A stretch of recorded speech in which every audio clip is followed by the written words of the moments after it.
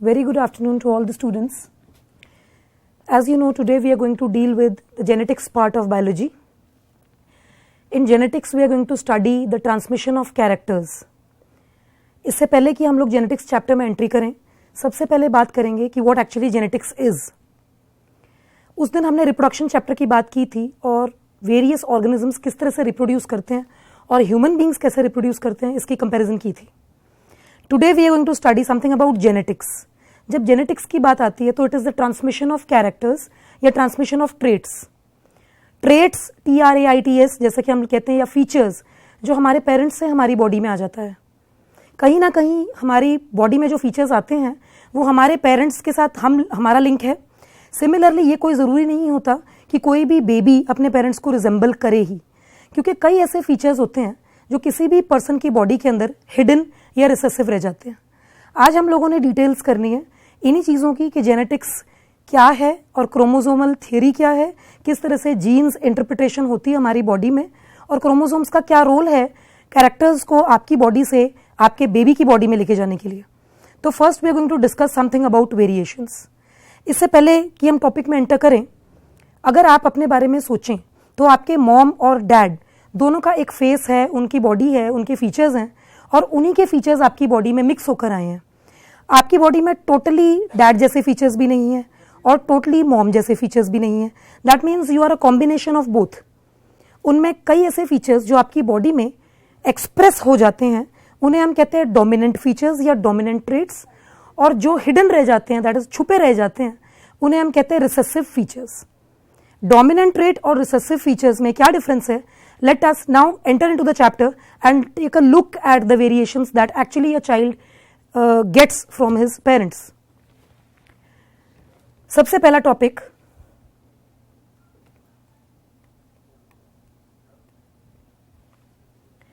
is genetics and how genetics deals with variations. जब हम बात करेंगे variations की तो वेरिएशंस का मतलब है वो डिफरेंसेस जो आपकी बॉडी के अंदर आते हैं जो आपके मॉम डैड से मिलते जुलते नहीं हैं. इसे समझने के लिए दो इंपॉर्टेंट वर्ड्स आप समझेंगे, dominant and recessive. Recessive trait जहां पर भी होगा इसकी बात होगी हिडन, दैट इज वो ट्रेट्स जो आपको नजर नहीं आए.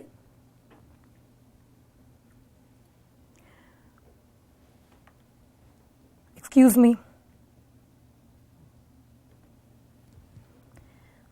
और हिडन ट्रेट्स वो होंगे जो बॉडी के अंदर रह जाते हैं. डोमिनेंट वो हैं जो एक्सप्रेस हो जाते हैं. Expressing traits are the dominant ones. Take an example. Suppose अगर किसी पर्सन का आई कलर ब्लैक है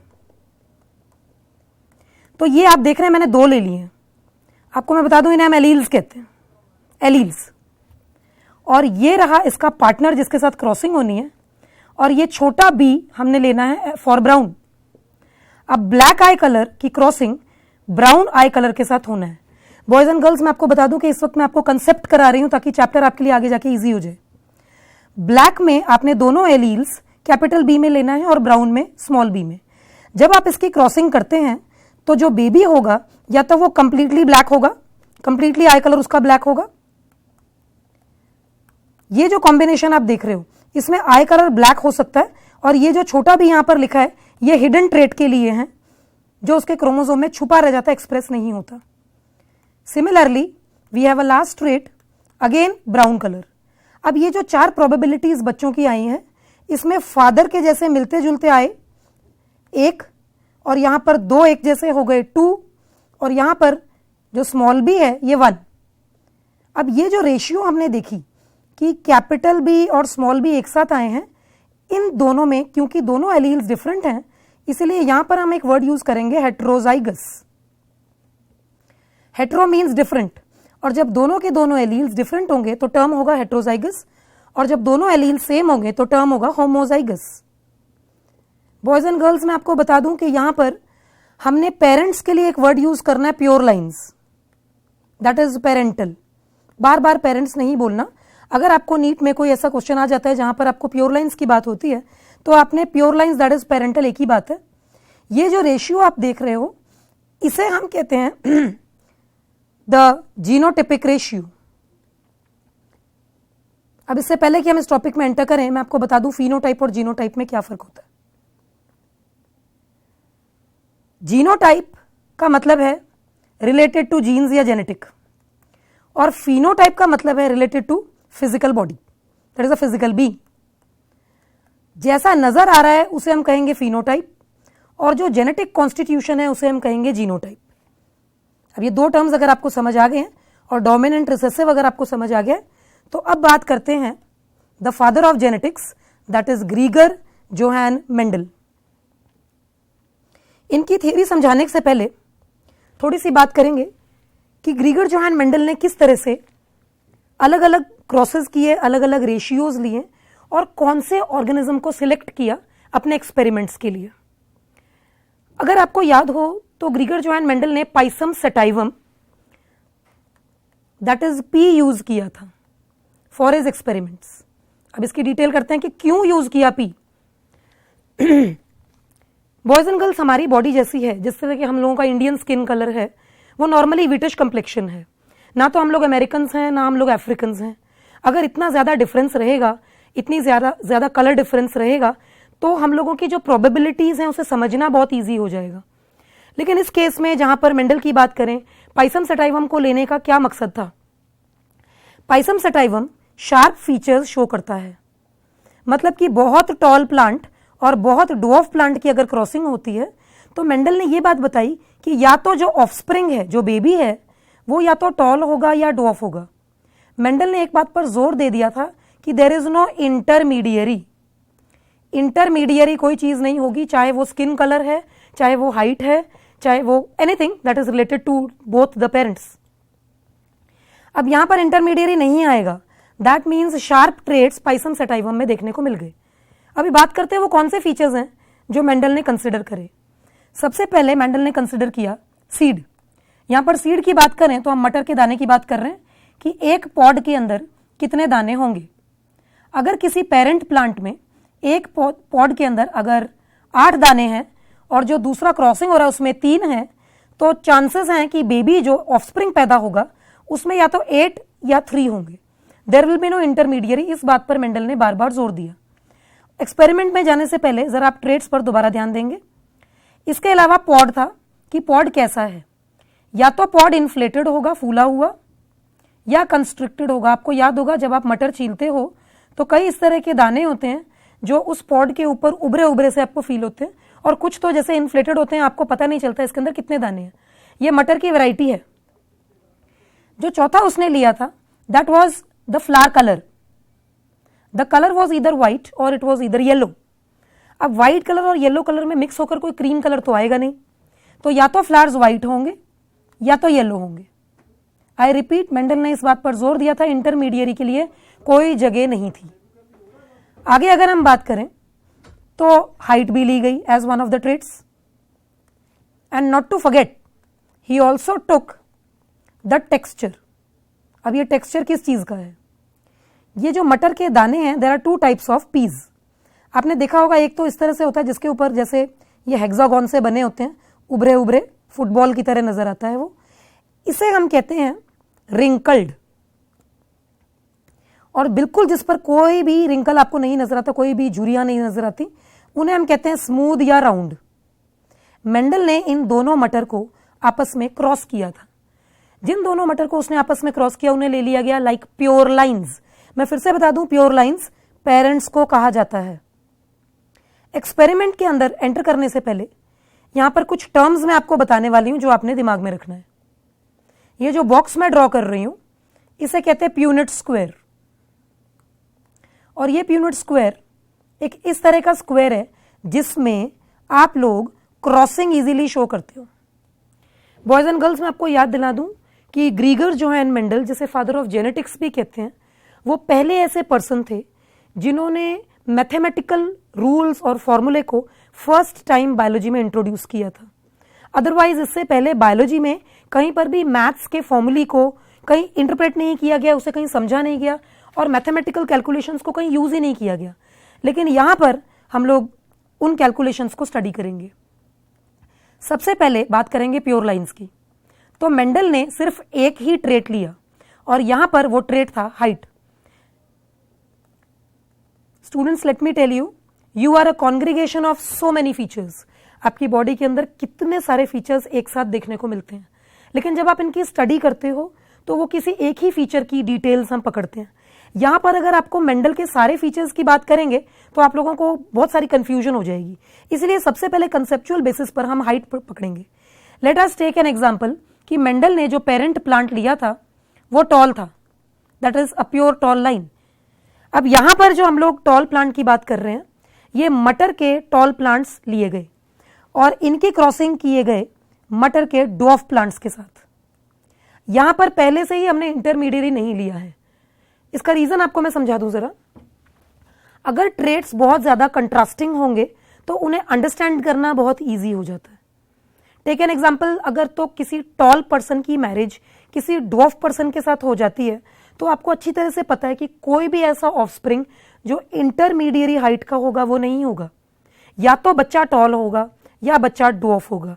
सिमिलरली अगर डैड का स्किन कलर बहुत डार्क है और मॉम का स्किन कलर फेयर है तो बेबी में विटिश कंप्लेक्शन देखने को नहीं मिलेगा, या तो वो डार्क होगा या तो वो फेयर होगा। मेंडल ने इस बात पर बार बार जोर दिया कि there is no intermediary that is coming in between. Tall और ड्वार्फ प्लांट्स की क्रॉसिंग पर इस प्यूनेट स्क्वायर के अंदर इसने F1 जनरेशन को स्टडी किया, द फर्स्ट फिलियल जनरेशन। और इस फिलियल जनरेशन में जो एलील्स आए वो ये थे T, T, T and small T. अब अगर इनकी हम आपस में क्रॉसिंग कर देते हैं तो हमारे पास प्रोबेबल बच्चे दैट इज प्रोबेबल पौधे मेंडल के कौन से होंगे? T T that is tall आ गया, टी अगेन टी के साथ छोटा टी, इसे क्रॉस कीजिए, again it is a heterozygous condition, और ये छोटा टी और छोटा टी होमोजाइगस कंडीशन। इसे जरा ध्यान से देखिए, इस प्यूनेट स्क्वायर में हम लोगों ने ये कॉम्बिनेशंस क्रिएट करे हैं। अब इसका मतलब जो बच्चे हैं प्रोबेबिलिटी पर वो ये होंगे, 2 बार मेरे पास हेट्रोजाइगस कंडीशन और 1 बार होमोजाइगस कंडीशन टॉल और 1 बार होमोजाइगस ड्वार्फ आया। क्लास में वो बच्चे जो थोड़े से कम अटेंटिव थे या जो चाहेंगे कि इस चीज को रिपीट किया जाए, जरा ध्यान से सुनिए मैंने क्या कहा। इस वक्त हम लोग मेंडल के एक्सपेरिमेंट्स कर रहे हैं और टॉल ड्वार्फ पी प्लांट का मोनो हाइब्रिड क्रॉस कर रहे हैं। इस क्रॉस को मोनो हाइब्रिड क्रॉस इसीलिए कहा गया क्योंकि उसमें मोनो मतलब कि एक ही फीचर की डिटेल्स की स्टडी हो रही है और वो फीचर है हाइट। बाकी मटर के दाने कैसे थे, कंस्ट्रिक्टेड थे, इन्फ्लेटेड थे, मटर कैसा था उसकी बात नहीं हो रही है, सिर्फ और सिर्फ हाइट की ही बात होगी। इस मोनो हाइब्रिड क्रॉस में ये जो आप टी देख रहे हो ये पूरी तरह से पेरेंट जैसा है, इसीलिए मैं इसे कहूंगी प्योर लाइन पेरेंटल। और क्योंकि दोनों के दोनों एलील्स सेम हैं इसीलिए मैं इसे कहूंगी homozygous tall. Be attentive boys and girls, this is homozygous tall. मतलब कि आने वाले टाइम में इस पौधे की वजह से कभी भी ड्वार्फ या कि बौने पौधे नहीं पैदा होंगे। लेकिन इसमें यह टॉल तो है लेकिन इसके अंदर छुपा हुआ एलील है ड्वार्फ का। इसका मतलब इसके क्रोमोसोम में ड्वार्फ है। आने वाले टाइम में अगर इस पौधे का क्रॉसिंग किसी दूसरे के साथ कर दिया जाए तो ड्वार्फ पैदा होने के पूरे चांसेस बने हुए हैं। इसकी वजह से टॉल ड्वार्फ दोनों हो सकते हैं। इसमें कभी ड्वार्फ नहीं होगा, इसमें कभी टॉल नहीं होगा।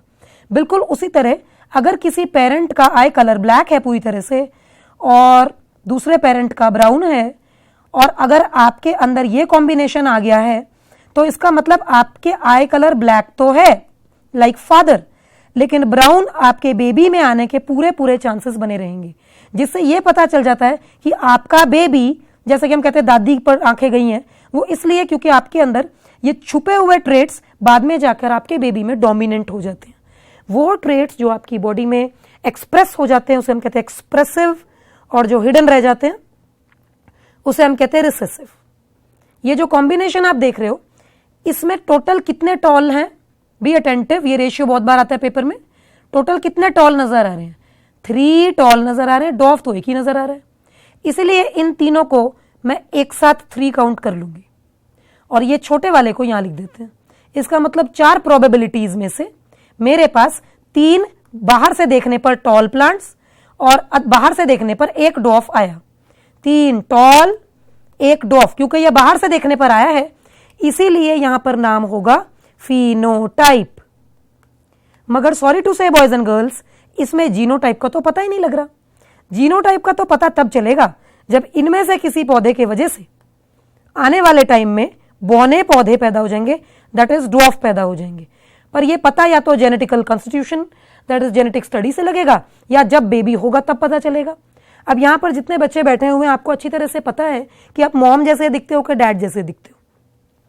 अब अगर आपके बेबी में कोई मम्मा वाला फीचर आ जाएगा तो इसका मतलब क्या होगा कि आपके पेरेंट का वो फीचर जो आपकी बॉडी में डोमिनेंट नहीं हुआ, वो आपके बेबी में जाकर एक्सप्रेस हो गया। इस तरह के फीचर्स को हम डोमिनेंट फीचर्स कहेंगे। बॉयज एंड गर्ल्स, सिर्फ यही नहीं, कई ऐसे छुपे हुए फीचर्स होते हैं हमारी बॉडी में जो आने वाले 8-8, 10-10 साल तक नजर ही नहीं आते। एग्जाम्पल हीमोफीलिया ही ले लो आप। ये कोई जरूरी नहीं है कि जेनेटिक फीचर्स आगे जाएंगे ही जाएंगे, ये तो कुदरत जानती है, ये तो नेचर जानता है कि कौन से फीचर्स डोमिनेंट होंगे और कौन से फीचर्स हिडन या कि रिसेसिव रह जाएंगे। Coming back to the topic, ये रेशियो फिनोटाइप है फिजिकली देखने पर। अब जीनोटाइप अगर हम देखें तो हर बच्चे को नजर आ रहा है, ये मैंने क्या लिखा हुआ है, जीन्स के हिसाब से इसके वजह से कभी भी डॉफ नहीं पैदा होगा। इन दोनों में अगर ये टॉल हैं तो डॉफ इनके वजह से हो सकता है ऑब्वियसली। तो इस तरह के दो कॉम्बिनेशंस है मेरे पास, और ये रहा डॉफ जिसके वजह से आने वाले टाइम में कभी भी लंबे पौधे, दैट इज टॉल प्लांट्स, कभी नहीं पैदा होंगे। इसका भी एक कॉम्बिनेशन है। तो यहां 4 में से 1:2:2 ratio is your genotype.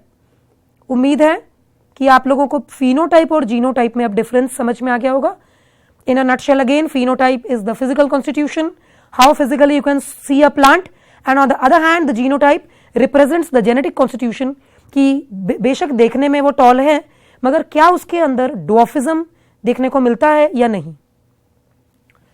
Coming back to the topic, इस वक्त मेंडल ने जो मोनोहाइब्रिड क्रॉस की रेशियो शो की वो ये थी 3:1 एंड 1:2:1। इसे मोनोहाइब्रिड क्रॉस बोला गया क्योंकि एक ही trait, that is height, study की गई। इसके बाद जो क्रॉस लिया गया, मेंडल ने जो एक्सपेरिमेंट्स किए मटर को लेके, इसकी बात हुई, क्रॉसेस की बात हुई, और मेंडल ने क्या कंक्लूजन्स निकाले, इन एक्सपेरिमेंट्स को करने का क्या मकसद था और उसका क्या फायदा हुआ हमें। I would repeat something for you. अगर मैंने कोई एक्सपेरिमेंट करना है किसी ABCD पर्सन पर, और अगर मैं उसके ट्रेट्स को स्टडी करती हूं, तो मुझे उस बच्चे के ट्रेट्स, उसके पेरेंट्स के ट्रेट्स, आगे उसके दादा दादी नाना नानी के ट्रेट्स भी समझने होंगे, आने वाले टाइम में उसके बच्चे, उसके बच्चे, उसके बच्चे, इस तरह से करते करते कई ट्रेट्स को एक साथ समझना होगा। तो क्या मेरी इतनी उम्र होगी कि मैं इतने बड़े पेडिग्री को समझ सकूं? नो। मेंडल का मटर को सिलेक्ट करने का एक मकसद ये भी था कि 1 साल के अंदर इतने वेराइटीज आ जाएंगे कि उन्हें समझना ईजी हो जाएगा। मेंडल के इस इन्फ्रेंस को, कंक्लूजन को हम अपनी बॉडी पर भी एक्सप्रेस कर सकते हैं। लेट्स सी कि अपने बॉडी पर एक्सप्रेशन के लिए इन्हें किस तरह से यूज किया गया। मेंडल के किए हुए किसी भी एक्सपेरिमेंट को आप ह्यूमन बॉडी पर अच्छी तरह से इंप्लीमेंट कर सकते हो, और हमारी बॉडी में जितने भी रिसेसिव हिडन फीचर्स या डोमिनेंट फीचर्स आते हैं उन्हें इससे कनेक्ट कर सकते हो। टेक एन एग्जांपल, इस वक्त आप लोग मुझे देख रहे हो, तो मेरा आई कलर, मेरा स्किन कलर, मेरी height, type of hair, type of ear, that is attached या नॉन अटैच्ड ईयर लोब, ये किस तरह से स्टडी होता है जो मेरे पेरेंट्स से मुझे मिलेगा। सपोज टेक एन एग्जांपल, अगर मेरे पापा का आई कलर ब्लैक है और मेरे मम्मा का आई कलर ब्राउन है, तो मेरा एक ब्लैक एक ब्राउन तो नहीं हो सकता क्योंकि देयर इज नो मिक्सिंग। या तो मेरा आई कलर ब्लैक होगा, आई रिपीट, या तो आई कलर ब्लैक होगा या ब्राउन होगा। लेकिन अगर मेरे बॉडी के अंदर छुपा हुआ ट्रेट हिडन हो तो मेरे बच्चों में वो ट्रेट देखने को मिल सकता है। तभी हम कहते हैं कि हम अपने नानी या दादी जैसे भी हो सकते हैं, क्योंकि हिडन ट्रेट्स हमारे में आके डोमिनेंट या एक्सप्रेसिव हो जाते हैं। होप सो ये चीज अगर आपको समझ आ गई है तो कंसेप्ट इज क्लियर, तो अब एक्सपेरिमेंट भी क्लियर हो जाएगा। अब हम बात करेंगे डाई हाइब्रिड क्रॉस की, जहां पर 2 क्रॉसेस को कंसिडर किया गया। यहां पर जो डबल क्रॉसिंग थी वो किसके लिए थी? Let's take an example. यहां पर लिया गया द टेक्सचर एंड कलर। किस चीज का? कलर लिया गया मटर का, that is it can be yellow, it can be green. और टेक्सचर लिया गया कि या तो मटर राउंड था या था रिंकल्ड।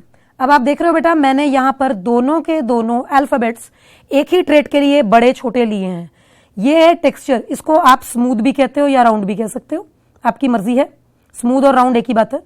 और यहाँ जो रिंकल्ड है मतलब वो वाला मटर जिसके ऊपर झुर्रियाँ बनी हुई हैं, इस तरह से जो मैंने अभी बात की पहले, रिंकल्ड मटर, ये स्मूथ मटर, ये येलो और ये ग्रीन। अब इनमें जो पेरेंट्स की क्रॉसिंग थी, जरा पेरेंट्स की आप जरा देखिए किस तरह पेरेंट्स नजर आते थे। ये रहा parent round yellow crosses with wrinkled green. अब मैं इसे डायहाइब्रिड क्रॉस इसलिए कह रही हूं क्योंकि यहां पर दो फीचर्स को कंसिडर किया जाएगा। Now let's see round yellow crossing with wrinkled green. Probabilities F1 generation में कौन सी प्रोबेबिलिटीज आ सकती हैं?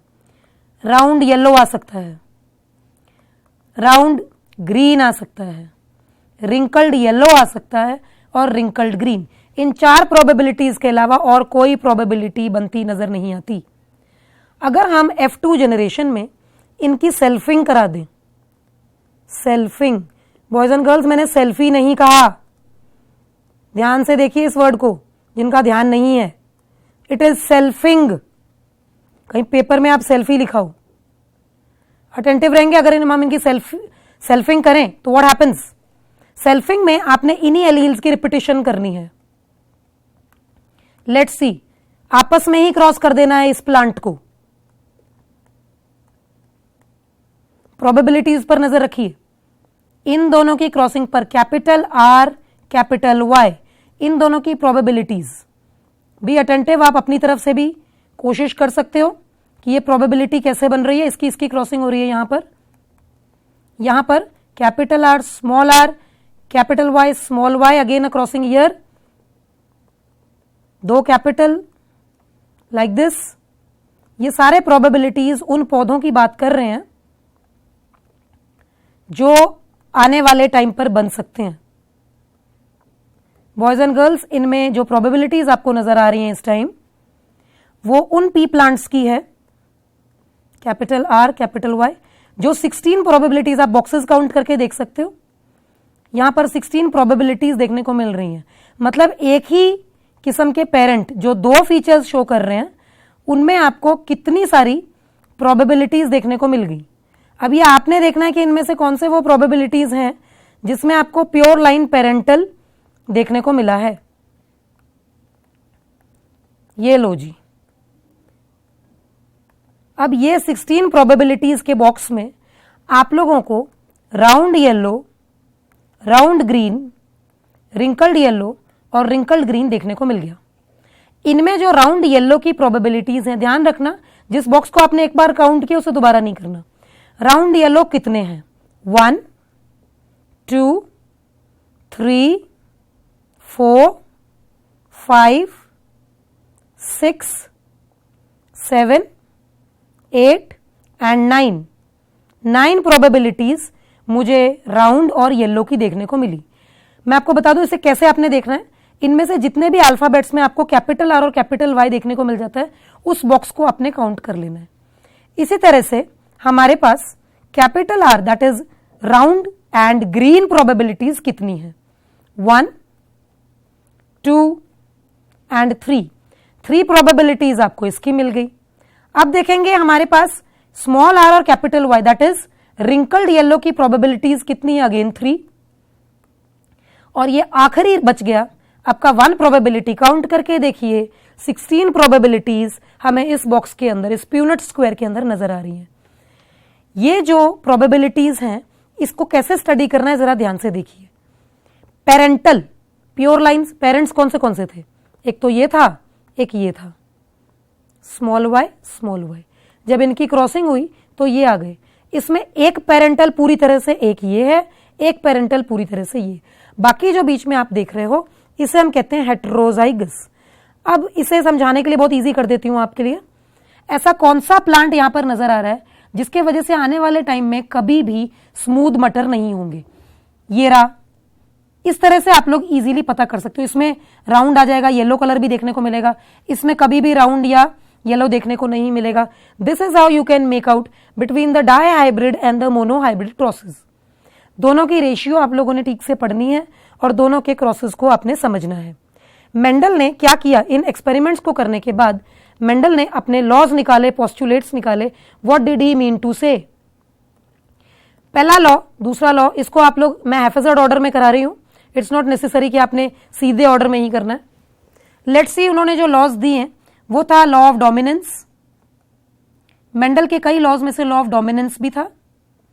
पहले आप लॉज को ध्यान से देख लीजिए.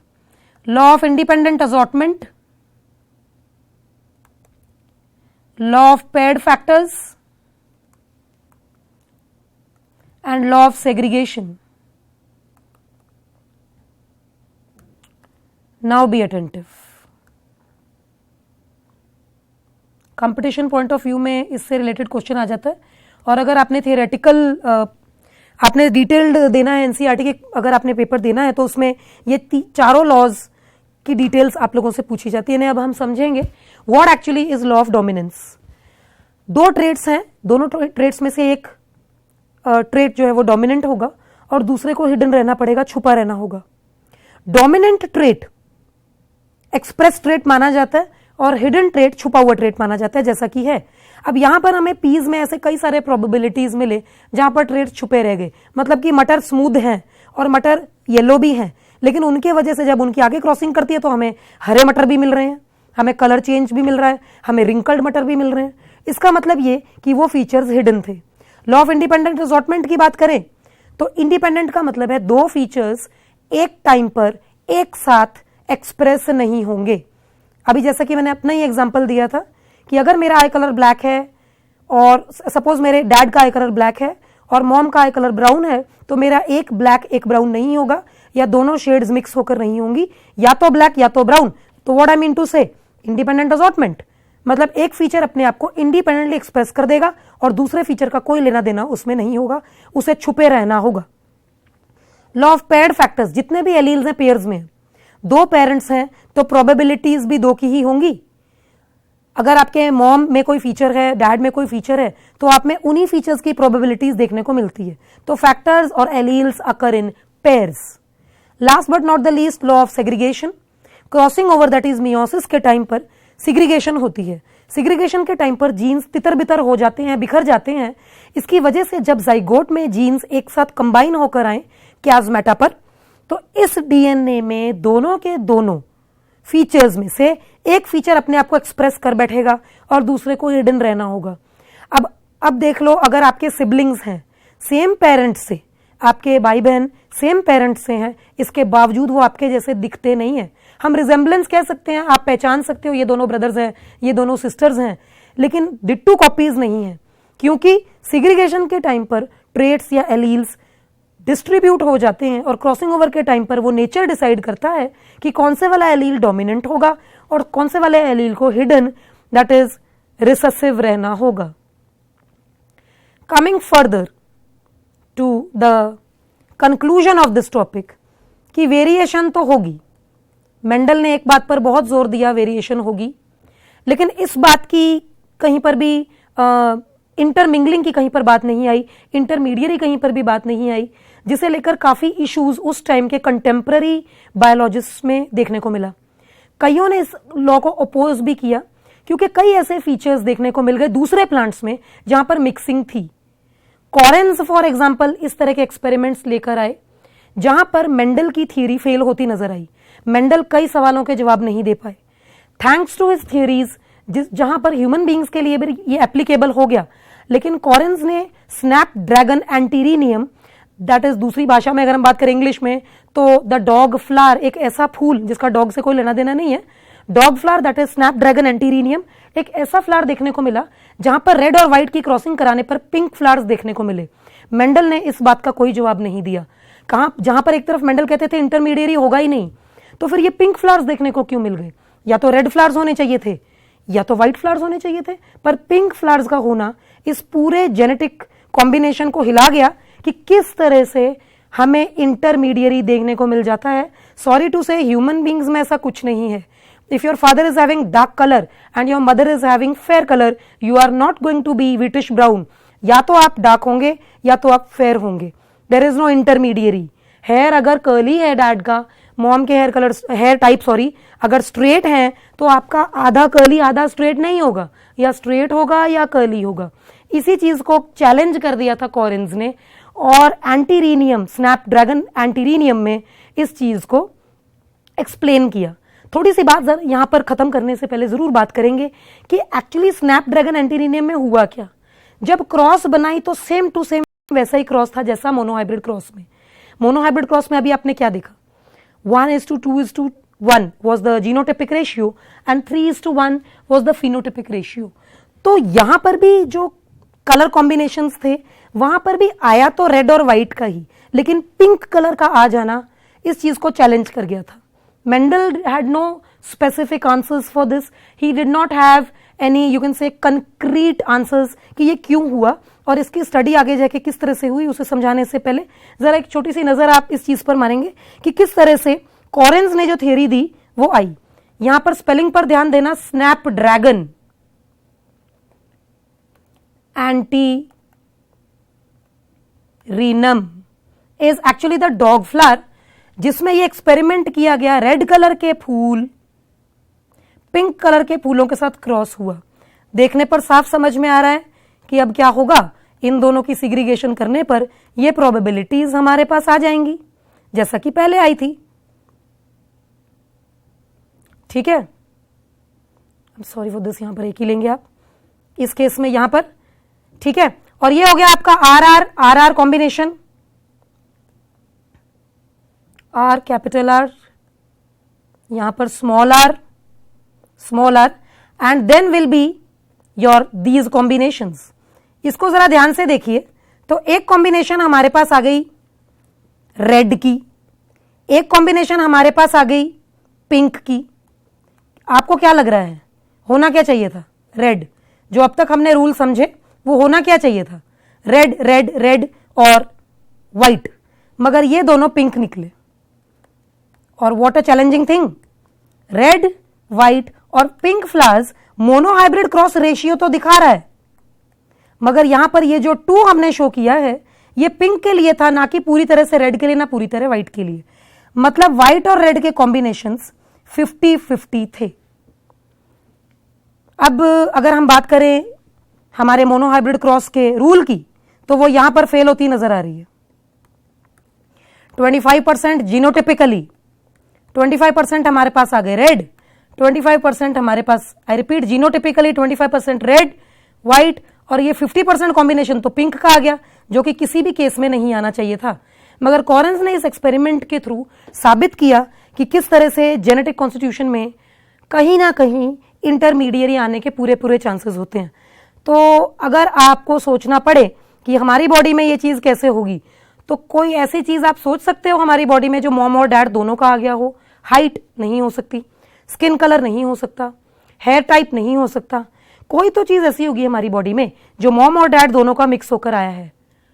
सबके दिमाग में आ रहा होगा द ब्लड ग्रुप। अब ब्लड ग्रुप में इंटरमीडिएरी आ गया तो इसका मतलब कार्ल लैंडस्टीनर की थियरी ब्लड ग्रुपिंग को लेके, उसके लिए भी मेंडल जो है वो आंसरेबल हो गए, जवाबदार हो गए कि अब क्या कहेंगे। एक तरफ तो वो कह रहे थे कि ह्यूमन बींग्स में मिक्सिंग नहीं होती, और दूसरी तरफ यहां पर ब्लड ग्रुप में मिक्सिंग होती नजर आ रही है। अगर डैड का ब्लड ग्रुप ए है, मम्मा का बी है, तो बेबी में एबी भी देखने को मिल रहा है। अब एबी कहां से आ गया, इसका मतलब मिक्सिंग होने के चांसेस हैं। कार्ल लैंडस्टीनर ने ब्लड ग्रुपिंग सिस्टम बताया था, जिनकी डिटेल्स थोड़ी देर बाद हम लोग करेंगे। उससे पहले आप लोगों को थोड़ा सा ये बता दें कि कार्ल लैंडस्टीनर के इस डिस्कवरी को लेकर बहुत बड़ा रेवोल्यूशन आ गया था, क्योंकि काफी देर तक तो ये पता ही नहीं था कि इंसानों का ब्लड ग्रुप एक जैसा होता है। कहीं पर भी जब भी वर्ल्ड वॉर्स के दौरान किसी भी किस्म से अगर किसी किस्म से ब्लड लॉस हो जाता था तो उन लोगों को किसी भी टाइप का ब्लड चढ़ा दिया जाता था और डेथ हो जाती थी। इससे कई सारे प्रॉब्लम्स क्रिएट हुए। कार्ल लैंडस्टीनर के ब्लड ग्रुपिंग डिस्कवरी के साथ ये चीज बहुत इजी हो गई, जहां पर पता लग गया कि लोगों का ब्लड ग्रुप डिफरेंट क्यों है और किस तरह से डिफरेंट ब्लड ग्रुप्स आपस में कंबाइन करके प्रोबेबिलिटीज और कॉम्बिनेशंस बना सकते हैं। कम से कम डेथ होने से तो बचाव हो गया। इसकी डिटेल्स हम लोग करेंगे छोटे से 2 मिनट्स के ब्रेक के बाद। आप लोगों ने अभी किए हुए सारे काम को एक बार के लिए रिवाइज कर लेना है। Thank you, meet you after a short break. Thanks a lot. Welcome back. अब बात करेंगे हम लोग कि ब्लड ग्रुपिंग की, किस तरह से ब्लड ग्रुपिंग में हम लोगों को डिफरेंट ब्लड ग्रुप्स देखने को मिल गए, और सेक्स क्रोमोसोम्स की और ऑटोसोम्स की। इंसान की बॉडी के अंदर एक सेल के अंदर अराउंड 46 क्रोमोसोम्स देखने को मिल जाते हैं। इन 46 क्रोमोसोम्स के डिस्ट्रीब्यूशन और इनके फंक्शंस के बेस पर अलग अलग बीमारियां और अलग अलग डिसऑर्डर्स कैसे हुए, इसकी स्टडी जेनेटिक्स में अच्छी तरह से हो गई थी। मेंडल के एक्सपेरिमेंट से ये बात तो पता चल गई कि किस तरह से जेनेटिक कॉन्स्टिट्यूशन के हिसाब से टॉल प्लांट्स, ड्वार्फ प्लांट्स आ जाते हैं और इंसानों की बॉडी के अंदर डोमिनेंट फीचर्स और रिसेसिव फीचर्स देखने को मिल जाते हैं। मगर को डोमिनेंस की भी बात हुई और इनकम्प्लीट डोमिनेंस की भी बात हुई। टेक एन एग्जाम्पल, आज हम बात कर रहे हैं कोडोमिनेंस की। कोडोमिनेंस, इनकम्प्लीट डोमिनेंस की भी। पिंक फ्लावर्स का आना इस बात का प्रूफ था कि आधा रेड डोमिनेंट हो गया और आधा वाइट। अगर दोनों हाफ हाफ डोमिनेंट हुए तो इसे मैं कंप्लीट डोमिनेंस नहीं कहेंगे, इसे हम लोग कहेंगे इनकम्प्लीट डोमिनेंस। और कोडोमिनेंस में अगर हम देखें तो कोडोमिनेंस में दोनों चीजें बराबर डोमिनेंट हो जाएंगी। जैसे किसी पेरेंट का ब्लड ग्रुप ए है और दूसरे पेरेंट का बी है, तो बेबी में दोनों के दोनों बराबर डोमिनेंट होते नजर आएंगे। कोडोमिनेंस ब्लड ग्रुपिंग सिस्टम में देखने को मिला। मतलब this was the post Mendelian features. मतलब कि पोस्ट मेंडेलियन का मतलब हो गया कि मेंडल की थियरी के बाद आने वाले कोडोमिनेंस और इनकम्प्लीट डोमिनेंस। टॉपिक के अंदर जाने से पहले थोड़ी सी बात करेंगे क्रोमोसोम्स की और जीन्स की। Chromosomes and genes, be very careful how the genes are located on chromosomes. Totally आपकी बॉडी में एक सेल में 46 क्रोमोसोम्स हैं। इनमें से 22 पेयर्स को हम लोग कहते हैं ऑटोसोम्स, और जो 1 पेयर बच गया, मतलब कि ये आपके 44 हो गए, 1 पेयर मतलब कि ये 2, this will be the sex chromosome या एलोसोम। Allosomes and autosomes. अब अगर सेक्स क्रोमोसोम में कोई प्रॉब्लम आ जाती है तो सेक्स रिलेटेड बीमारी, और अगर ऑटोसोम में आ जाती है तो ऑटोसोमल। ये हर एक पर्सन के अंदर, इंसान चाहे वो मेल हो चाहे फीमेल हो, ये सब में सेम है। एक इसी के डिफरेंस के वजह से जेंडर ही चेंज हो जाता है। ये फीमेल, ये मेल, बाकी सारे सिमिलर ह्यूमन बीइंग। अब अगर इनमें कोई प्रॉब्लम आ जाती, एक एडिशनल क्रोमोसोम आ जाता है, सपोज एक्स के साथ एक और एक्स आ जाए तो ये भी डिसऑर्डर है, इसमें कोई और आ जाए तो वो भी डिसऑर्डर है, ऑटोसोमल में कोई प्रॉब्लम आ जाए तो वो भी डिसऑर्डर है। वो डिसऑर्डर्स जो ऑटोसोम से रिलेटेड हो उन्हें हम कहते हैं ऑटोसोमल, और जो सेक्स क्रोमोसोम से रिलेटेड हो उन्हें हम कहते हैं सेक्स लिंक्ड। अभी डिटेल्स करेंगे ऑटोसोमल और सेक्स लिंक्ड की, पर उससे पहले एक छोटा सा टॉपिक जीन्स पर।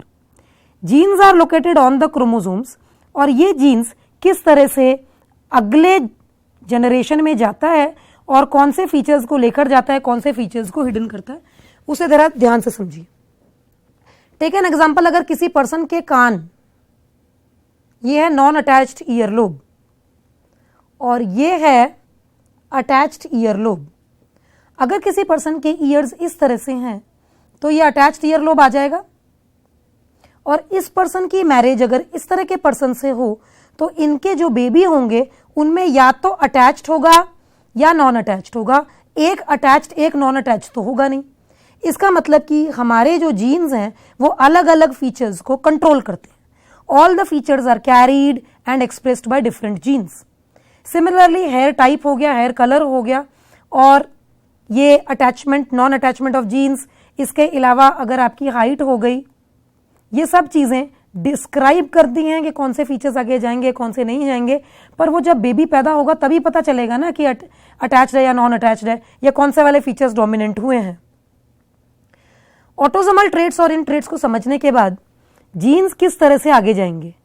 अगर किसी पर्सन के अंदर अटैच्ड ईयर लोब है और उसका हेयर कलर ब्लैक या कह लो, तो ब्लैक और अटैच्ड ईयर लोब एक साथ जाएंगे।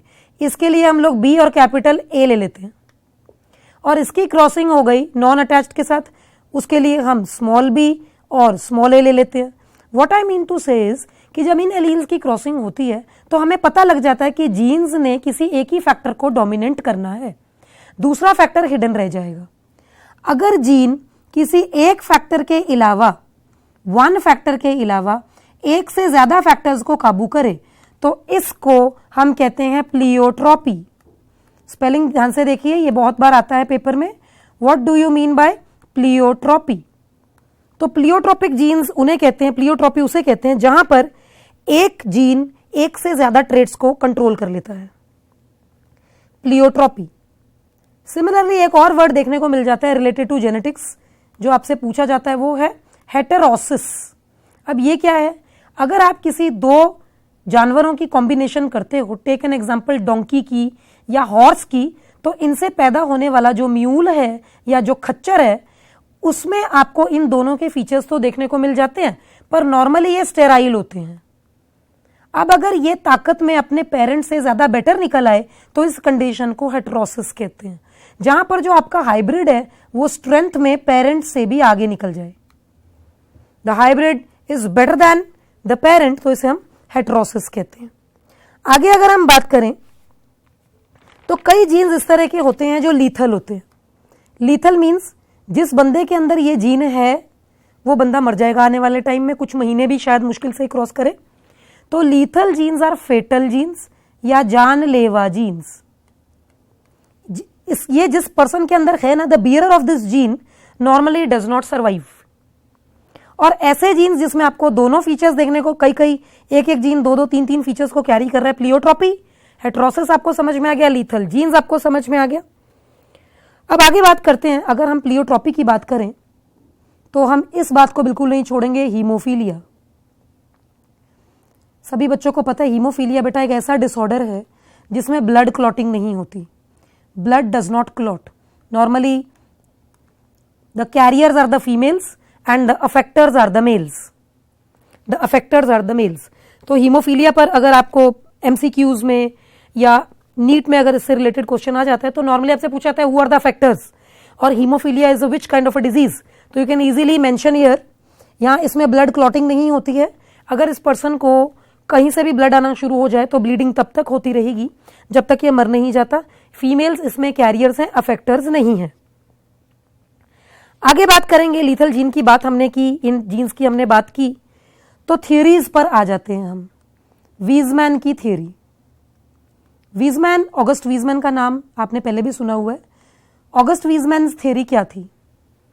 जिस वक्त मेंडल ने बात की प्लियोट्रॉपी की, जब मेंडल ने बात की कि दोनों में से एक ही फीचर एक्सप्रेस होगा, दूसरा हिडन रह जाएगा और एक्सप्रेस्ड फीचर एक जनरेशन तक आगे तक एक्सप्रेस होता रहेगा, बट वीजमैन ने इस चीज को अपोज किया था और ये थियरी दी थी कि कहीं ना कहीं कंटिन्यूटी जो है वो जर्म प्लाज्म की नहीं होती। कंटिन्यूटी ऑफ जर्म प्लाज्म का मतलब है जब तक एक जनरेशन से दूसरे जनरेशन तक जीन ट्रांसफर नहीं होगा तब तक जर्म प्लाज्म की कंटिन्यूटी देखने को नहीं मिलेगी। व्हाट इज जर्म प्लाज्म और कंटिन्यूटी का मतलब क्या है? टेक एन एग्जांपल, अगर आपके अंदर कोई फीचर है और वो फीचर एक्सप्रेस हो जाता है और दूसरा फीचर हिडन रह जाता है, hidden features will not go, but hidden features आपके बेबी में तो जा ही सकते हैं, अभी नहीं तो पोते में, पड़ पोते में, इसकी बात मैं पहले भी कर चुकी हूं। वीजमैन ने कहा था वो तभी जाएगा कि अगर वो जीन उसे कैरी करेगा और जीन डोमिनेंट होगा। अगर एक जीन के ऊपर दो फीचर्स डोमिनेंट हैं, इस पर ध्यान देना प्लीज, एक जीन अगर दो फीचर्स या दो ट्रेट्स लेकर जा रहा है तो इसे मैं कहूंगी कपलिंग। यहां पर लिंकेज की बात हो रही है। कपलिंग में अगर ये फीचर जाएगा तो ये भी कंपलसरी जाएगा, लेकिन कभी कभी ऐसा होता है कि इन जीन्स की आपस में इतनी जिद होती है कि अगर तुम जाओगे तो मैं नहीं जाऊंगा, मतलब कि अगर अटैच्ड ईयर लोब आ गया तो हेयर टाइप नहीं जाएगा। तो ऐसे केस में क्योंकि ये दोनों एक दूसरे को रिपेल कर रहे हैं यहां पर, इसलिए इसे मैं कहूंगी रिपल्जन। रिपल्जन, कपलिंग और रिपल्जन दोनों के दोनों लिंकेज के ही टाइप्स हैं, जिसकी डिटेल्स बेटसन एंड प्यूनेट ने दी। दोनों के नाम पर ध्यान देंगे। Bateson and Punnett were responsible to give the theories of linkage, जहां पर उन्होंने कपलिंग दे दी जहां पर एक ट्रेट दूसरे ट्रेट के साथ जाएगा जो मर्जी हो जाए, और रिपल्जन दे दी कि अगर एक फीचर जाएगा तो दूसरे वाला नहीं जाएगा। ये दोनों के दोनों आपसे पूछा जाता है नीट में, coupling and repulsion are examples of, तो अपने लिंकेज बताना है। It was given by Bateson and Punnett. थोड़ी सी बात हम करेंगे, जिस तरह से आपको पता है कि मेंडल की अगर बात आती है तो पाइसम सटाइवम की बात, दैट इज मटर की बात जरूर होगी, पाइसम सटाइवम की बात जरूर होगी। उसी तरह से अगर बात आती है टी.एच. थॉमस हंट मॉर्गन की अगर बात आती है तो हम बात करते हैं drosophila melanogaster. Melanogaster, this is the fruit fly. Drosophila melanogaster में आई कलर को लेके काफी चर्चा हुई, और मैं इसका सीधे कंक्लूजन ही बताऊंगी आपको जो आपके पेपर में आया जाता है कि टी.एच. मॉर्गन ने जो एक्सपेरिमेंट किया उसमें ड्रोसोफिला मेलानोगैस्टर को लिया, और यहां पर आई कलर को लेके इस चीज को देखा गया कि F1 जनरेशन में मेल और फीमेल दोनों के ट्रेट्स देखने को मिल गए, मगर F2 जनरेशन में एक ट्रेट गायब हुआ और टोटली प्योर लाइंस फीमेल्स या टोटली प्योर लाइंस मेल देखने को मिले। इसका कंक्लूजन आपको डायरेक्टली बता देती हूं कि ड्रोसोफिला मेलानोगैस्टर के इस एक्सपेरिमेंट के थ्रू या फ्रूट फ्लाई के इस एक्सपेरिमेंट के थ्रू एक चीज तो कंफर्म हो गई थी कि टी.एच. मॉर्गन ये कहना चाहता था कि जीन्स जो है वो कोई जरूरी नहीं है कि अगले जनरेशन में आके डोमिनेंट ही हो, वो रिसेसिव भी हो सकता है, और एक जनरेशन को सीधा टप कर आपके पोते में जाके आपके फीचर्स आपको देखने को मिल जाते हैं। तो इट्स नॉट नेसेसरी कि आपके बच्चे ही आपके जैसे होंगे, आपके पोते पर पोते भी आपके जैसे हो सकते हैं। It all depends upon the dominant gene and the recessive gene which depends upon the behaviour of genes, कि वो कपलिंग कर रहे हैं कि वो रिपल्जन कर रहे हैं। सेक्स लिंक डिजीजेस करने के बाद हम बात करेंगे थोड़ी सी इन बीमारियों की कि ऑटोसोमल बीमारियां कौन सी हैं, सेक्स क्रोमोसोमल बीमारियां कौन सी हैं, और ये कैसे आगे के आगे जनरेशन में जाती हैं। अब सभी बच्चों को पता है कि प्लॉइडी क्या होता है ना। What is ploidy? प्लॉइडी की बात करें तो ये रहा बेटा डिप्लॉइड, इसे हम कहते हैं डिप्लॉइडी, डिप्लॉइड, और इसे हम कहते हैं हैप्लॉइडी। ये जरा अटेंटिवली देखेंगे ताकि आप लोगों को डिजीजेस क्लियरली समझ में आ जाए। 46 chromosomes is a normal baby. अगर आप 46 वाले हो तो आपका जो गैमीट है उसमें कितने क्रोमोसोम्स होंगे? 23। अगर आप मेल हो तो स्पर्म में 23, और अगर आप फीमेल हो तो ओवम में 23 क्रोमोसोम्स। आगे जाके जब आपकी मैरिज होती है तो ये जो क्रॉसिंग है, ये 23 ओवम 23 स्पर्म मिलकर बन गया 46 का baby, that is 46 chromosome normal baby. अगर ये 46 की जगह गॉड फॉरबिड किसी वजह से 47 हो जाता है तो ये भी डिसऑर्डर है, और ये 45 हो जाता है तो ये भी डिसऑर्डर है। ये डिसऑर्डर्स कैसे आते हैं इसे जरा ध्यान से समझेंगे। किसी भी इंसान की बॉडी में जो गैमीट्स होते हैं उसमें क्रोमोसोम का नंबर हाफ होता है, इसीलिए हम यहां पर वर्ड यूज करते हैं haploid, haploid that is n। लेकिन जो पैदा हो जाता है वो डिप्लॉइड है, दैट इज 2n। अब अगर ये जो आपका बेबी पैदा हुआ है ये अगर बॉय है तो इसका स्पर्म n होगा, और अगर ये गर्ल है तो इसका ओवम n होगा, दैट इज हाफ होगा। आने वाले टाइम पे इनकी मैरिजेस, इनकी क्रॉसिंग्स उससे पैदा होंगे 46। इस तरह से दुनिया चलती है, जनरेशंस चलते हैं। लेकिन अगर ऐसी चीज देखने को मिल जाए तो समझ लीजिए कि कोई डिसऑर्डर या बीमारी खड़ी हो गई है। इस वक्त मैं बात करूंगी क्रोमोसोम के नंबर के वजह से होने वाली प्रॉब्लम। नंबर, अगर क्रोमोसोम के नंबर में कोई प्रॉब्लम खड़ी हो जाती है तो बीमारियां कौन सी हैं। आई वुड रियली अप्रिशिएट अगर आप लिख रहे हो तो, वैसे मैं वेट तो नहीं करूंगी लेकिन मैं अप्रिशिएट करूंगी अगर आपको लग रहा है कि ये चीजें नोट डाउन करने लायक हैं तो आप जल्दी से इसे साथ साथ नोट डाउन कर सकते हो। बात हो रही है सबसे पहले सिंड्रोम की, जिसे आप लोग डाउन्स सिंड्रोम या मंगोलियन सिंड्रोम भी कहते हैं।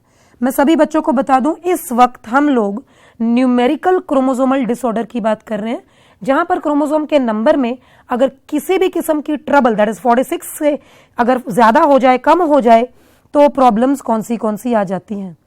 डाउन सिंड्रोम, जिसे हम मंगोलियन सिंड्रोम भी कहते हैं, इस सिंड्रोम में एक इंसान की बॉडी का 21वां क्रोमोसोम रिपीट हो जाता है।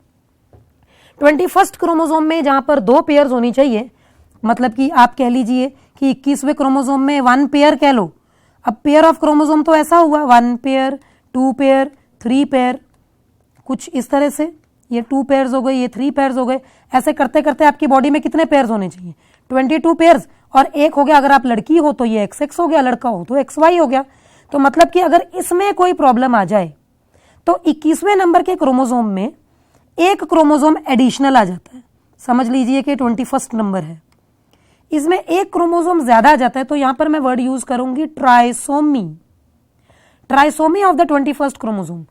अटेंटिव हो जाइए, नीट के पेपर में आपको सीधा पूछ लेते हैं कि which of the following is caused due to trisomy of the 21 chromosome, तो आपने बताना है डाउन सिंड्रोम।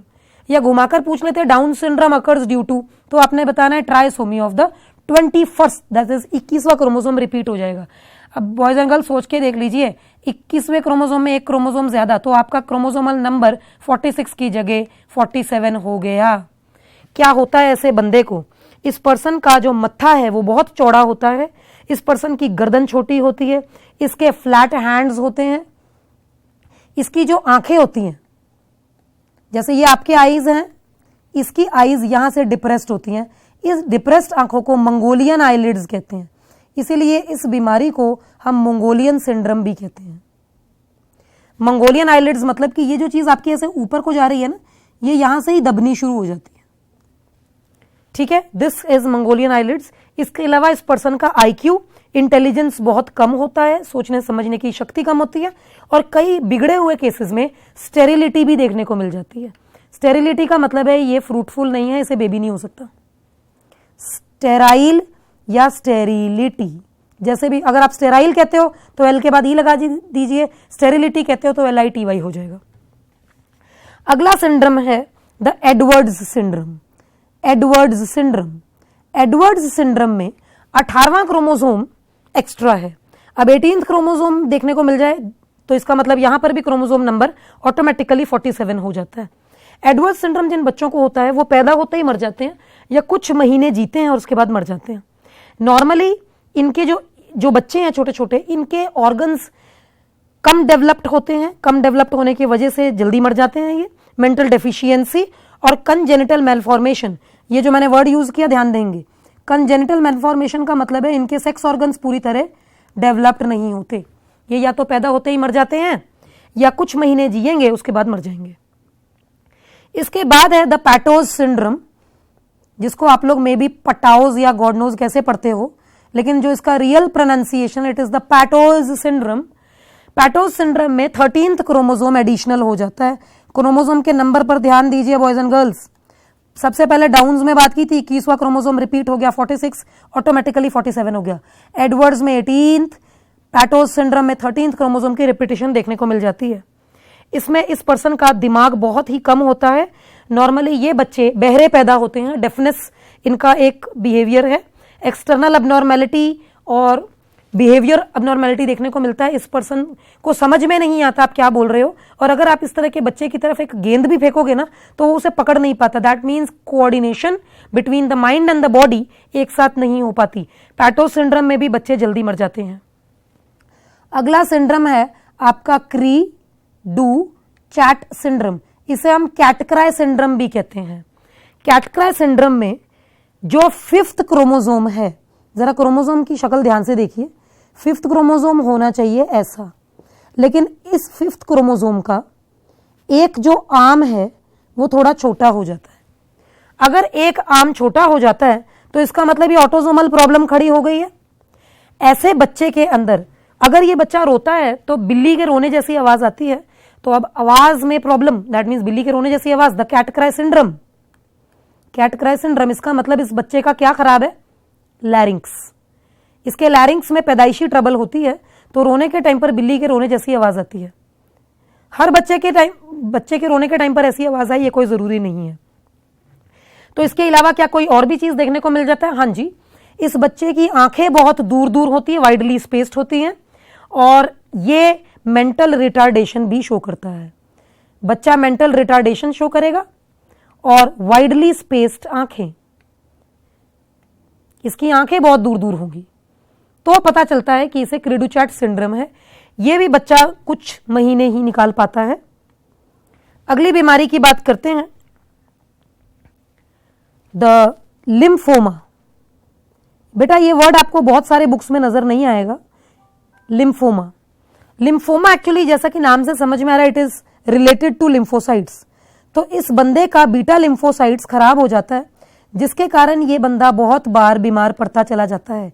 इम्यूनिटी में जबरदस्त गड़बड़ देखने को मिलती है। और ये क्यों हो जाता है? क्योंकि इसका सेकंड क्रोमोसोम, 14th क्रोमोसोम और 22वें क्रोमोसोम पूरी तरह से बने नहीं होते। या तो कुछ इस तरह रह जाते हैं या कुछ इस तरह से हो जाते हैं, मतलब या तो इनके निचले आर्म्स नहीं बने या इनके आर्म्स पूरी तरह से डेवलप ही नहीं हो पाए। इस केस में इस तरह का सिंड्रोम देखने को मिल जाता है। इम्यूनिटी में सबसे ज्यादा बड़ी प्रॉब्लम देखने को मिलती है। ये बच्चा, ये बंदा जो भी है, इसके अंदर इम्यूनिटी रिड्यूस होने के कारण बीमारी घेरा करती चली जाती है और एड्स के पेशेंट की तरह इसे जल्दी दम तोड़ना पड़ जाता है। इसे लिम्फोमा कहते हैं। आगे बात करते हैं बेटा सेक्स रिलेटेड अबनॉर्मेलिटीज। इन 5 अबनॉर्मेलिटीज को करने के बाद हम करेंगे सेक्स रिलेटेड अबनॉर्मेलिटीज। क्लीनफेल्टर्स अबनॉर्मेलिटी, ये अबनॉर्मेलिटी जरा ध्यान से देखिए, सिंड्रोम जरा ध्यान से देखिए। इसमें 44 में, अभी पिछले जो हम लोगों ने डिजीजेस किए हैं उसमें XX और XY में कोई प्रॉब्लम नहीं थी। ये नॉर्मल लड़का है और ये रही नॉर्मल लड़की। इस केस में अभी जितने भी डिजीजेस हमने किए वो यहां पर गड़बड़ कर रही थी और ऐड होने पर 47 हो रहा था जब भी कोई एक रिपीट हो जाता। अब जो मैं आपको बताने लगी हूं, इसमें जो प्रॉब्लम्स होंगी वो इनके सेक्स क्रोमोसोम में होंगी। मतलब 44 तो ठीक ठाक है, यहां इस XX में होने वाली कोई गड़बड़ होगी और वो इस तरह हो सकती है। ये रहा ये बंदा जो आप देख रहे हो। अच्छा, आपको कैसे पता कि बंदा है? ये Y क्रोमोसोम नजर आ रहा है, इससे पता चल रहा है कि ये आदमी है। 44 प्लस XXY क्रोमोसोम देखने को मिल जाता है। यहां पर इस बंदे को क्लीनफेल्टर सिंड्रोम देखने को मिल जाता है। क्या प्रॉब्लम है इस बंदे को? इस बंदे में कुछ एक प्रॉब्लम्स कुछ इस तरह से है। क्लीनफेल्टर सिंड्रोम में स्टेरिलिटी एक कॉमन डिसऑर्डर या एक कॉमन प्रॉब्लम देखने को मिल जाता है। स्टेरिलिटी मतलब कि ये अगर एक आदमी है तो इसके जो सेक्स ऑर्गन्स हैं वो पूरी तरह से डेवलप नहीं होंगे। पेनिस होगा तो छोटा होगा, टेस्टिस होंगे तो होंगे ही नहीं, मतलब कि इट विल बी नेग्लिजिबल, छोटा है, बिल्कुल डेवलप नहीं कर रहा। तो क्लीनफेल्टर सिंड्रोम का बंदा मैरिज तो करा नहीं सकता है, तो अंडरस्टूड ही है क्योंकि ये खुद ही अब नॉर्मल है। इसके अलावा mental retardation is very very common और स्टेरिलिटी देखने को मिल जाती है। आर्मपिट्स में दैट इज एक्सियल हेयर देखने को नहीं मिलता, आर्मपिट्स में बिल्कुल हेयर देखने को नहीं मिलता और प्यूबिक हेयर तो है ही नहीं। तो क्लीनफेल्टर सिंड्रोम भी इस तरह का सिंड्रोम है जिसमें ये चीज आ जाती है। ये आपसे पूछा जाता है पेपर में कि किस तरह से उसके सेक्सुअल या सेक्स सेल्स में प्रॉब्लम आ जाती है। टर्नर सिंड्रोम की बात करें तो टर्नर सिंड्रोम में ये फीमेल्स हैं और इनके जो ओवरीज हैं वो डेवलप नहीं करते, इनके जो ब्रेस्ट्स हैं वो डेवलप नहीं करते, मैमरी ग्लैंड्स डेवलप नहीं करते और 44 के साथ इनके अंदर ये कॉम्बिनेशन हमें देखने को मिल जाती है। ओ माय गॉड, इसका मतलब कि यहां होना क्या चाहिए? सबको पता है फीमेल की बात हो रही है तो होना क्या चाहिए था? X, पर X नहीं है तो उसकी जगह पे O लगा दो। अब इसका मतलब नहीं है तो क्रोमोसोम्स कितने हुए? 45। और कौन से क्रोमोसोम में प्रॉब्लम है? सेक्स क्रोमोसोम में। तो ये सेक्स लिंक्ड डिसऑर्डर है। टर्नर सिंड्रोम वो फीमेल्स होती हैं जिनके ब्रेस्ट डेवलप नहीं करते, जिनकी बॉडी डेवलप नहीं करती, इनके ओवरीज डेवलप नहीं करते, गर्दन या तो नहीं है या बहुत ही छोटी है, गला बहुत छोटा है और ये फीमेल मेंटली रिटार्डेड है। अगली बीमारी की बात करते हैं, द मेटाफीमेल। मेटाफीमेल ये वो फीमेल है जिसमें 44 के साथ आपको 3 बार X देखने को मिल जाएगा। क्रोमोसोम के नंबर को काउंट करें तो है तो 47 ही। और इस फीमेल में फर्टिलिटी नहीं है, सेक्सुअल कैरेक्टर्स नहीं बना, मतलब कहने का मतलब ये कि फीचर्स इन दोनों के, ये जो इसे प्रॉब्लम्स है वो इसे प्रॉब्लम्स है। ये भी स्टेराइल है, इसके भी ब्रेस्ट नहीं बने, इसकी भी ओवरी नहीं बनी, इसमें भी एक्सियल और जो सेक्सुअल हेयर है, प्यूबिक हेयर वो नहीं आया और ये भी एक तरीके से अब नॉर्मल थी। इन बच्चों की ये बात जरूर होती है कि ये जी लेते हैं, कुछ साल जी लेते हैं, इनमें मौत वाला कोई ट्रबल नहीं है, ये जिएंगे पर अब नॉर्मेलिटी के साथ जिएंगे और इनकी मैरिजेस ऑब्वियसली नहीं हो सकती। Last but not the least बात करेंगे आपके ऑटोसोमल डिसऑर्डर्स की, द ऑटोसोमल रिसेसिव डिसऑर्डर्स।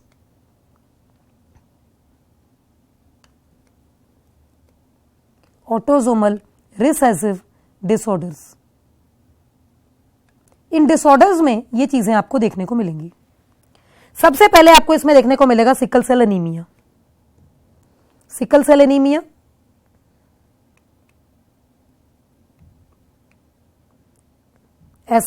ऐसी बीमारी, ऐसा एनीमिया, ऐसा खून की कमी जिसमें सिक्कल शेप, सबको पता है सिक्कल को आप लोग ये जो दातरी या दाती बोलते हो जिससे आप लोग घास काटते हो, और इसमें आपको पता है कि ये रहा बेटा आपका ब्लड सेल आरबीसी।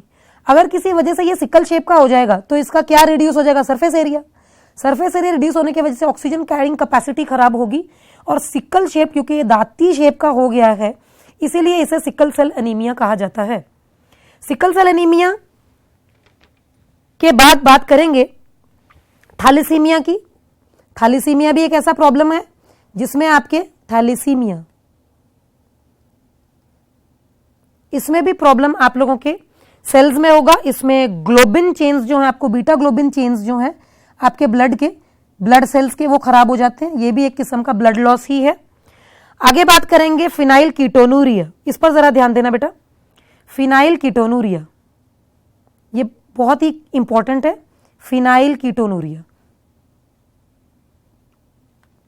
हर एक इंसान की बॉडी में, ब्रेन के अंदर फिनाइल एलानाइन होता है।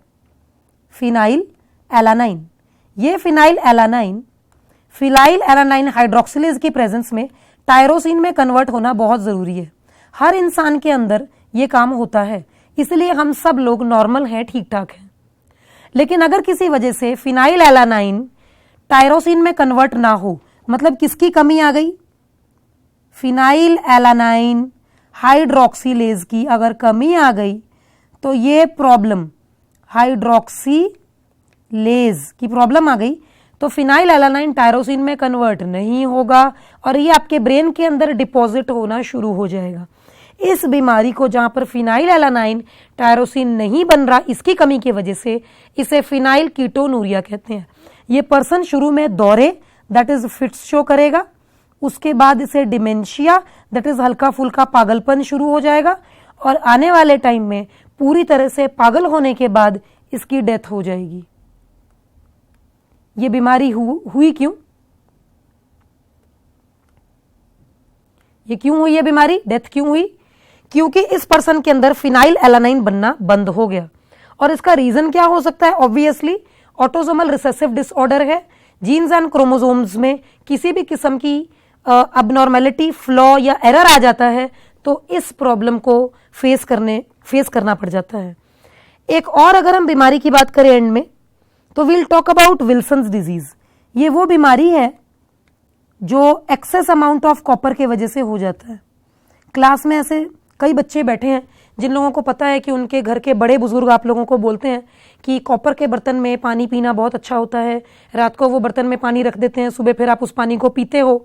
और मैं आपको बता दूं कि ऐसा आपने कभी नहीं करना, क्योंकि अगर आपके नाना नानी दादा दादी जिसको भी डॉक्टर ने ये बात बोली है, ये उसके बॉडी को स्टडी करके बोली है, आपकी बॉडी को स्टडी करके नहीं बोला। अच्छा होता है करके घर के वैद्य बनने की कोशिश कभी नहीं करना चाहिए, क्योंकि अगर आपकी बॉडी में कॉपर की कमी है ही नहीं तो आप कॉपर के बर्तन में पानी क्यों पी रहे हो? क्या आपको किसी डॉक्टर ने कहा? क्या आपको किसी ने बोला? नहीं, क्योंकि घर के बड़े बुजुर्ग पी रहे तो आप भी पी रहे हो, अच्छा होता है। लेकिन ऐसा नहीं है। विल्सन्स डिजीज एक ऐसी मुसीबत आ सकती है जो अगर आपकी बॉडी में कॉपर ज्यादा हो जाए, इस वजह से रात भर आपने वो पानी पिया है जो आपको किसी डॉक्टर ने नहीं बोला, बस सुन सुनकर आप घर के वैद्य बन जाते हो। This is very wrong boys and girls. Light of knowledge का यही फायदा है, अगर आपको नॉलेज मिलती है तो आपको उसको इंप्लीमेंट भी करना है। ये नहीं कि ये सब सिर्फ मार्क्स लेने के लिए होता है। अगर आपकी बॉडी के अंदर इस किस्म की प्रॉब्लम आ जाए और आपने कॉपर को बहुत ज्यादा किसी बर्तन में रख कर अगर आपने पी लिया तो वो कॉपर आपकी बॉडी के अंदर प्रॉब्लम क्रिएट कर सकता है। इस बात को यहां पर खत्म करेंगे ये कह के कि अगर किसी पर्सन ने सपोज बहुत सारा कॉपर अंदर चला भी गया तो उस पर्सन की बॉडी के अंदर विल्सन्स डिजीज नाम की प्रॉब्लम खड़ी हो जाएगी। विल्सन्स डिजीज में कॉपर एक्सेस होने के कारण उस पर्सन के जो लिप्स हैं वो ब्लूइश कलर के हो जाएंगे, मेंटल रिटार्डेशन देखने को मिलती है और सिरोसिस देखने को मिलता है। डायरेक्ट अटैक हो जाता है बंदे के लिवर पर।